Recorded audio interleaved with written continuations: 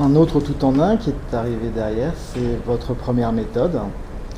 Votre première méthode, Vite et Bien, qui est une méthode rapide et qui est donc un ouvrage tout en un. Pourquoi ces choix? Alors, je pense que vous commencez à connaître des réponses. Évidemment, c'est la faute de mes étudiants. C'est-à-dire que pour des bonnes ou pour des mauvaises raisons, on peut en discuter longuement, je trouve que nous sommes dans une civilisation de la vitesse. Les étudiants sont constamment en demande avide d'avancement, ils voudraient progresser de plus en plus vite, etc. Donc j'avais envie de créer un objet qui permette de répondre à cette demande instante de beaucoup d'étudiants et qui en plus soit suffisamment souple pour s'adapter à des niveaux différents. C'est-à-dire que je trouve que selon le type de public auquel vous vous adressez, si vous vous adressez à des Italiens ou à des Coréens, ce ne sont pas les mêmes débutants. Si vous avez un groupe homogène ou un groupe hétérogène, ça n'est pas la même manière de fonctionner. Donc, je voulais avoir un outil structuré, mais qui permette quand même une souplesse d'utilisation en fonction des publics. C'était ça mon objectif. Et le troisième point, c'est que j'avais envie que ce soit un objet facile à manier. Par opposition aux méthodes, enfin je ne critique pas les méthodes, il y en a d'excellentes, chez l'international en particulier, ce n'est pas ça la question. Mais pour moi, dans mon enseignement, je trouve que c'est fatigant d'avoir un livre du prof, un livre de l'élève, un cahier d'exercice, etc. J'avais envie d'avoir un seul objet facile, maniable, partagé entre voilà, le professeur et les élèves. Alors, il y a donc 2 volumes dans Vite et Bien 1 qui est déjà sorti et Vite et Bien 2 qui va sortir au moment où je parle, qui est en préparation. C'est bien 2, j'ai voilà, juste la couverture. Vous allez voir la couverture, voilà, pour les personnes qui s'intéressent à la fabrication d'un livre, ça vous permet de voir ce que c'est qu'une future couverture. Voilà, donc 2 volumes qui sont structurés bien sûr plus ou moins de la même manière, mais il y a une différence dans la mesure où le premier volume concerne les niveaux A1 et A2 et le deuxième volume le niveau B1, donc il y a des petites variations, mais en tout cas l'esprit est le même, c'est-à-dire que ce sont des chapitres thématiques et j'ai choisi les thèmes non pas en fonction de nécessités universitaires ou scolaires, mais par rapport à la vie, tout simplement. Ce qui m'a amené parfois à traiter des sujets qui sont rarement, si ce n'est jamais, présentés dans des méthodes. Par exemple, tout bêtement, dans le premier volume, vous avez une unité qui est intégralement consacrée aux bébés. Parce que je suis désolée, mais ça arrive assez souvent qu'on ait des bébés, des enfants. C'est un sujet important. Dans le deuxième volume, il sera fait allusion d'une manière un petit peu détournée, parce que je n'avais pas envie de faire de tragédie, mais à la mort. Je suis désolée, ça existe, donc au travers de la biographie, bien entendu, mais qui est quand même important à aborder, y compris pour des étudiants, ou encore le langage ou l'expression des émotions, etc., des conflits, des disputes, enfin la vie. Les gens vivent, tout simplement. Donc ça, c'était mon point de départ fondamental. Et bien sûr, ça devient un thème récurrent, c'est structuré autour du dialogue. Alors, dans le premier volume, il y a 1 page et demie de dialogue.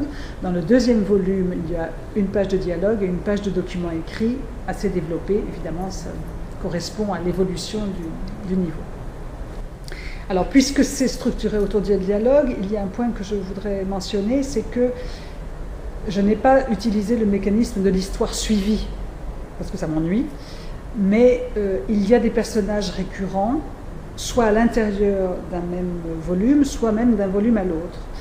Et ce que je trouve intéressant d'un point de vue pédagogique, c'est que les personnages des dialogues ont une personnalité. Ils ont un caractère particulier, ils ont des goûts, ils ont des opinions politiques, ce sont vraiment des personnages de théâtre. Je ne me prends pas pour Molière, hein, c'est pas ça que je veux dire, mais ce n'est pas un dialogue auquel je donne quelques noms comme ça de manière arbitraire, ce sont vraiment des vrais personnages. Ce qui fait que d'un point de vue pédagogique, c'est assez facile pour le professeur de le réutiliser, de développer, de créer des histoires à partir de ces personnages, puisqu'ils ont un minimum d'étoffe et que ce ne sont pas simplement des personnages de fiction purement scolaire. Et enfin, il y a un dernier aspect de ces 2 volumes que je trouve intéressant pour un professeur, c'est que donc, c'est un objet tout en un avec tout le cours, puisque c'est plutôt un cours qu'une méthode, je dirais, les corrigés des exercices intégralement présentés. Et je voudrais insister là-dessus, quand je dis corrigés intégraux, je veux dire par là que même quand il y a des exercices ouverts, par exemple, à vous, présentez votre meilleur ami, j'ai toujours proposé un corrigé qui est assez développé dans le niveau 1, qui est très développé dans le niveau 2, ce qui constitue pratiquement un deuxième livre. Il y a vraiment dans les corrigés pratiquement autant de matière que dans le cours. C'est-à-dire des textes, des récits, des dialogues, etc. Ce qui est vraiment extrêmement riche de ce point de vue-là. Et il y a un deuxième élément caché, mais utile d'un point de vue pédagogique pour le professeur, c'est que chaque unité est rythmée par un bilan, qui cette fois-ci est un bilan organisé sur les 4 compétences, c'est-à-dire expression écrite, expression orale, compréhension écrite, compréhension orale. Dans le premier volume, pour donner un exemple, l'activité de compréhension orale oblige à revenir au dialogue de l'unité. Mais dans le deuxième volume, l'activité de compréhension orale est basée sur un nouveau dialogue, dont le texte se trouve dans les corrigés. Donc là encore, il y a du matériel supplémentaire. Donc je dirais que vous n'avez pas en face de vous un livre, mais pratiquement 2 livres en un. Voilà. Et tout l'esprit de vos ouvrages précédents sont bien contenus. Je crois que c'est un petit peu une synthèse de toutes mes obsessions, de tous mes goûts, c'est-à-dire effectivement le dialogue, que j'aime énormément, la vivacité, la part de l'intonation, de la vie tout simplement. Et sinon, avez-vous maintenant d'autres projets d'écriture? Qu'est-ce que Claire Miquel nous réserve pour les années qui viennent? Alors évidemment que j'ai des projets dont je ne dirai pas un mot, c'est un grand secret, mais oui bien sûr j'en ai, je ne peux pas m'empêcher d'avoir de nouveaux projets, donc oui bien sûr j'en ai, vous saurez ça dans un certain temps. Tant mieux, tant mieux. Merci Claire pour le temps que vous avez bien voulu nous accorder. Je vais donc vous laisser à vos étudiants et à vos projets, et qui j'espère seront nos projets. Et je vous dis à très bientôt.